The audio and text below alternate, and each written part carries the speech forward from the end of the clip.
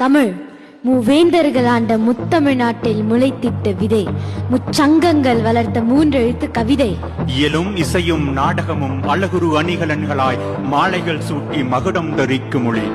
வாழ்வியலும் வற்றாத விருந்தோம்பலும் கலைப்பெருக்கும் கவிப்பெருக்கும் மேவிய மேன்மை மொழி. யுகங்கள் 1000 ஆகினும் ஆரவாரமாய் ஆட்பறிக்கும் அழகியல் கொண்ட ஆதிமொழி. தெவிட்டாத தேனமுதாய் சுவைக்கும் செம்மொழி. பனையோலை முதல் டிஜிட்டல் திரை வரை பயணம் செய்தும் மங்காது மிளிரும் மகத்தான மொழி எம்மொழி தமிழ் மொழி. எனக்கொரு ஐயம். விண்கலம் படைத்தோம், விண்ணை பிளந்து அண்ட வான்வெளியில் வேற்றுகிரகம் தேடி பயணித்தோம். பறக்கும் விமானம் படைத்தோம், நீந்தும் கப்பல் நீலக்கடலில் மிதப்பது கண்டோம். சூரியன் உமிழும் தீப்பிழம்பிலிருந்து மின்சக்தி எடுத்தோம். செய்ய இயலாததை செயற்கை நுண்ணறிவு கொண்டு செய்வித்தோம்.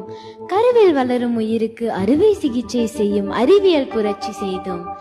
அறிவியல் கற்க ஆங்கிலம் துணை இருக்கும் வேளையில் என் தலைமுறைக்கு அள்ளித்தர அருந்தமிழம் என்ன இருக்கிறது? நான் ஏன் தமிழ் கற்க வேண்டும்? பதில் சொல்லுங்கள். அணுவை பிளக்கும் ஆற்றல் அறிவியல் இருக்கலாம், அண்ட வான்வெளியை அளக்கும் ஆற்றல் இருக்கலாம். கண்டங்கள் கடந்தும் கருத்து பரிமாற்றத்திற்கு ஆங்கிலம் இருக்கலாம், ஆயிரம் மொழிகள் இருக்கலாம். ஆயினும் நம் அடையாளம்?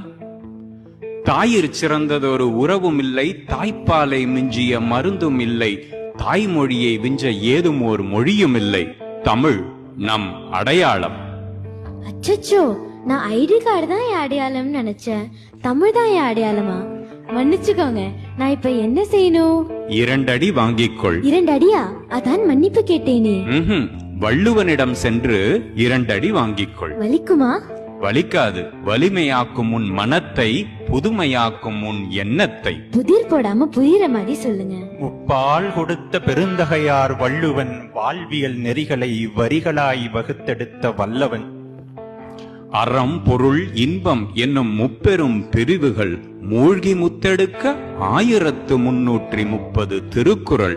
பிறப்பு இறப்பு இவ்விரண்டிற்கும் இடைப்பட்ட இக்காலத்தில் இவ்வுயிர் சிறக்க வேண்டிய அத்துணை அறநெறிகளையும் மொத்தமாய் கொண்ட ஒற்றை நூல் தமிழில் பிறந்த பொய்யா மொழி.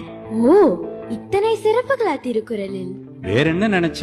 மனனம் செய்தால் மதிப்பெண் கிடைக்கும் என்பதே என் எண்ணம்.